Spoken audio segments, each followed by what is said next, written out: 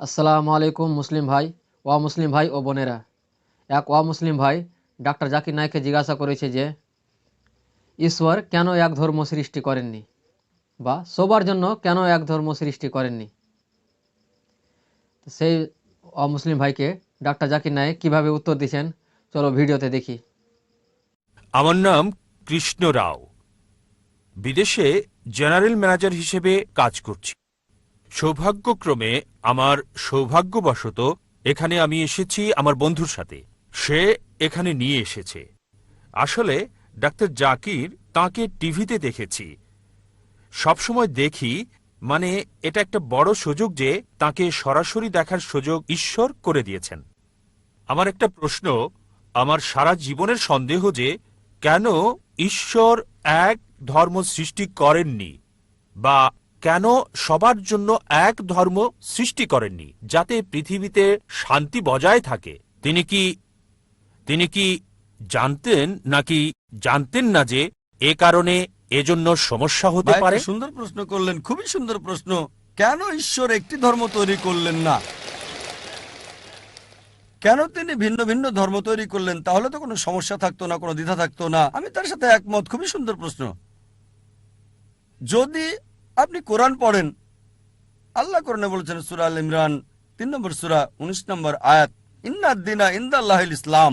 আল্লাহ তাআলার কাছে একমাত্র গ্রহণযোগ্য ধর্ম হচ্ছে ইসলাম। ইসলাম মানে আল্লাহ তাআলার কাছে নিজের ইচ্ছাকে সমর্পণ করা। যদি আপনি সবগুলো ধর্ম দেখেন, সর্বশক্তিমান ঈশ্বর নবী বা রাসূল প্রেরণ করেছেন এক ধর্ম প্রচারের জন্য। সকল নবী রাসূল আদম আলাইহিস সালাম থেকে শুরু করে নূহ, মুসা, ঈসা, মুহাম্মদ সাল্লাল্লাহু আলাইহি সাল্লাম, সকল নবীগণই আর আমাদের নবী বলেছেন এ পর্যন্ত ১,২৪,০০০ নবী রাসূল এই পৃথিবীতে প্রেরণ কাছে পবিত্র কোরআনে সূরা ফাতির ৩৫ নম্বর সূরা ২৪ নম্বর আয়াতে,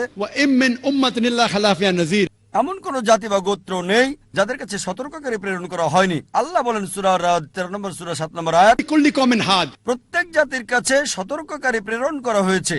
ভাই, সকল নবীগণ যারা এসেছিলেন তারা কেবল সর্বশক্তিমান ঈশ্বরের কাছে নিজের ইচ্ছাকে সমর্পণের কথাই শিখিয়েছেন। মূল কথা যা সকল নবীগণই শিক্ষা দিয়েছেন, একত্ববাদের কথা বলেছেন। তিনি কাউকে জন্ম দেননি, তার কোনো মা নেই, তার কোনো বাবা নেই, তিনি কেবল একক, তার মতো কোনো কিছু নেই। আর সময়ের স্রোতে পূর্ববর্তী নবীগণ যা প্রচার করেছেন তা পরিবর্তন হয়েছে। লেকচারে আমি বলেছি প্রায় সব ধর্মগ্রন্থ যেগুলো কোরআনের আগে এসেছে পরিবর্তিত হয়ে গেছে। আল্লাহ পবিত্র কোরআনে একাধিকবার বলেছেন যদি তিনি চাইতেন তবে সবাইকে আত্মসমর্পণকারী বানাতে পারতেন, মুসলিম বানাতে পারতেন। ভাই, মুসলিম শব্দটাকে ধর্ম মনে করবেন না। ইসলাম শব্দের অর্থ হলো এটা দিন, একটা জীবন ব্যবস্থা, নিজের ইচ্ছাকে সমর্পণ করা। আর মুসলিম মানে এরকম নাম থাকা নয় যে আব্দুল্লাহ, জাকির, সুলতান। মুসলিম হলো যে নিজের ইচ্ছাকে আল্লাহর কাছে সমর্পণ করে। যদি আপনার ইচ্ছাকে আল্লাহর কাছে সমর্পণ করেন তাহলে আমি আপনাকে বলবো মুসলিম। সুতরাং শুধু এই লেভেল দেখবেন না যে জাকির, সুলতান, আব্দুল্লাহ। আরবিতে মুসলিম মানে যে নিজের ইচ্ছাকে সমর্পণ করে। যদি কেউ নিজের ইচ্ছাকে সমর্পণ করে তিনি একজন মুসলিম। সুতরাং সকল নবীগণই শিক্ষা দিয়েছেন যে আমাদের ইচ্ছাকে সমর্পণ করতে হবে। সবাই এক ঈশ্বরের কথা শিক্ষা দিয়েছেন, সবাই তাওহীদ শিক্ষা দিয়েছেন। কিন্তু সময়ের আবর্তে সব গ্রন্থই পরিবর্তন হয়ে গেছে। এই কারণে সর্বশক্তিমান ঈশ্বর সর্বশেষ এবং চূড়ান্ত নবী মুহাম্মদ সাল্লাল্লাহু আলাইহি ওয়াসাল্লামকে প্রেরণ করেছেন, এবং সর্বশেষ ও চূড়ান্ত বার্তা পবিত্র কোরআন। সকল নবী যারা মুহাম্মদ সাল্লাল্লাহু আলাইহি ওয়াসাল্লামের আগে এসেছিলেন, এবং সকল গ্রন্থ যেগুলো কোরআনের আগে এসেছিল সেগুলো শুধু সেই সময়কার লোকদের জন্য এসেছিল। কোরআনের 4টির নাম উল্লেখ আছে: তাওরাত, জবুর, ইনজিল এবং কোরআন। তাওরাত হলো সেই ওহী বা ঈশ্বরের বাণী যা মুসা আলাইহিস সালামকে দেওয়া হয়েছিল। জবুর ঈশ্বরের পক্ষ থেকে দাউদ আলাইহিস সালামকে দেওয়া হয়েছিল। ইনজিল হলো সেই ওহী বা ঈশ্বরের বাণী যা ঈসা আলাইহিস সালামকে দেওয়া হয়েছিল। আর কোরআন হলো সর্বশেষ এবং চূড়ান্ত বার্তা, সর্বশেষ ও চূড়ান্ত নবী মুহাম্মদ সাল্লাল্লাহু আলাইহি ওয়াসাল্লামকে দেওয়া হয়েছে। কোরআন আরো বলছে সূরা রাদ 13 নম্বর সূরা 38 নম্বর আয়াতে বলা হয়েছে প্রত্যেক যুগেই কিতাব দেওয়া হয়েছিল, অনেক কিতাবই নাজিল করা হয়েছিল, কিন্তু সব কিতাব যা কোরআনের আগের এবং সকল নবী যারা মুহাম্মদ সাল্লাল্লাহু আলাইহি ওয়াসাল্লামের আগে এসেছিলেন তারা শুধু সেই সময় এবং সেই সময়ের লোকদের জন্য প্রেরিত। এ কারণে সর্বশক্তিমান ঈশ্বর এটাকে সংরক্ষণ করে রাখেননি। যেহেতু কোরআন হলো সর্বশেষ এবং চূড়ান্ত বার্তা, তাই এটা শুধু মুসলিম বা আরবদের জন্য না, এটা সমগ্র মানব জাতির জন্য। এবং নবী মোহাম্মদ শুধু আরব বা মুসলিমদের জন্য নয়, তাকে প্রেরণ করা হয়েছে সমগ্র মানবজাতির জন্য। আর এ কারণে তার কথা উল্লেখ আছে বিশ্বের প্রধান প্রধান ধর্মগ্রন্থগুলোতে। আর এই কিতাব পবিত্র কোরআনে আল্লাহ বলেছেন সূরা হিজর 15 নম্বর সূরা 9 নম্বর আয়াতে, এই কোরআন আমি নাজিল করেছি, আমি এর হেফাজত করব। তার মানে আমরা দেখছি সর্বশক্তিমান ঈশ্বর রাসূল প্রেরণ করেছিলেন একটাই ধর্ম প্রচারের জন্য, মানে ঈশ্বরের কাছে নিজের ইচ্ছাকে সমর্পণ করার জন্য। আরবিতে এটা ইসলাম। যীশু খ্রিস্ট কখনোই খ্রিস্টান ধর্ম প্রচার করতে আসেননি। খ্রিস্টান শব্দটি যে বাইবেলে নেই, এটা কি আপনি জানেন? পুরো বাইবেলে খ্রিস্টান শব্দটি খুঁজে পাবেন না। তিনি খ্রিস্টান ধর্ম প্রচার করেননি।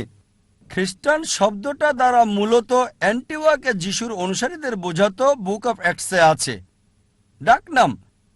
সুতরাং যীশু খ্রিস্ট ইসলাম প্রচার করেছেন। এটা আছে গসপেল অফ জন অধ্যায় 5 অনুচ্ছেদ 30। যীশু খ্রিস্ট বলেছেন যে আমার ইচ্ছায় নয়, আমার পিতার ইচ্ছায়, প্রভুর ইচ্ছায়। আরবিতে বললে তিনি ইসলাম প্রচার করেছিলেন। একইভাবে যদি ভগবদ গীতা পড়েন, শ্রীকৃষ্ণ বলছে ঈশ্বরের কাছে তোমাদের ইচ্ছাকে সমর্পণ করো। যদি আরবিতে বলেন, তিনি বলছেন আপনাকে ইসলাম মানতে। সুতরাং আমরা দেখছি সব নবী রাসূলই নিজের ইচ্ছাকে ঈশ্বরের কাছে সমর্পণ করার শিক্ষা দিয়েছেন। এজন্যই কোরআন বলছে সূরা আল ইমরান 3 নম্বর সূরা 19 নম্বর আয়াতে, ইন্নাদ দীনা ইনদাল্লাহিল ইসলাম। আল্লাহর কাছে একমাত্র গ্রহণযোগ্য জীবন ব্যবস্থা হলো নিজের ইচ্ছাকে আল্লাহর কাছে সমর্পণ করা। আমাদের উচিত ধর্মগ্রন্থে ফিরে যাওয়া, সর্বশক্তিমান ঈশ্বরের নির্দেশে ফিরে যাওয়া এবং নিজের ইচ্ছাকে ঈশ্বরের নির্দেশের কাছে সমর্পণ করুন। তাহলে আপনি সত্য পথে থাকবেন। আশা করি উত্তরটা পেয়েছেন। ডাক্তার জাকির নায়েক সেই ওয়া মুসলিম ভাইকে খুব সুন্দরভাবে উত্তর দিয়েছেন। ভিডিও যদি ভালো লেগে থাকে লাইক সাবস্ক্রাইব করে দিবেন। আবার দেখা হবে পরের ভিডিওতে। আসসালামু আলাইকুম।